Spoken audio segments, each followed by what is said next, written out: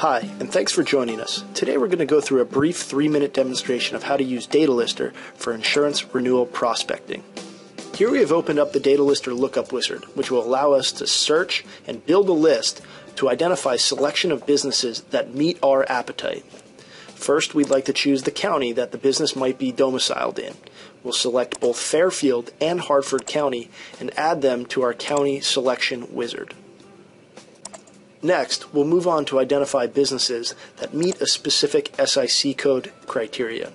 Here along the left, we can see a list of all SIC codes available based on that criteria, and also we can enter in individual SIC codes to identify specific businesses. For example, eating places. If we wanted to expand our selection, we can also choose a range of SIC codes to add into this. For example, 5181 all the way through to 5949. We can add them to our criteria and move on to the next selection. Next, we'll want to add an additional selection for businesses based upon their identified size. For example, we may only want to prospect businesses with 10 to 19 employees, and we'll add this criteria to our selection wizard. From here, we'll want to move on to generate a count to determine just how many policies meet our defined criteria.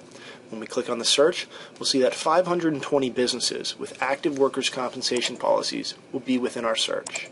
When we move into the search results screen, we'll see that in the top left section of DataLister, there are many filters by which we can sort and view our policy records.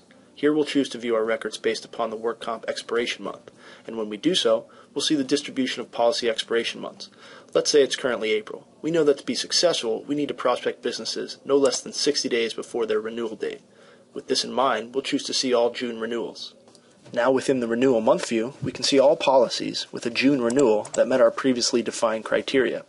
High-level information on name, status, carrier, and other elements are all shown here, but when we double-click on an individual policy, we can see further details such as SIC code and class code description, as well as phone number and contact name that are all shown here. Should any of the policies have additional names or phone numbers associated with the business, they could be seen in either the associated phone and secondary tabs.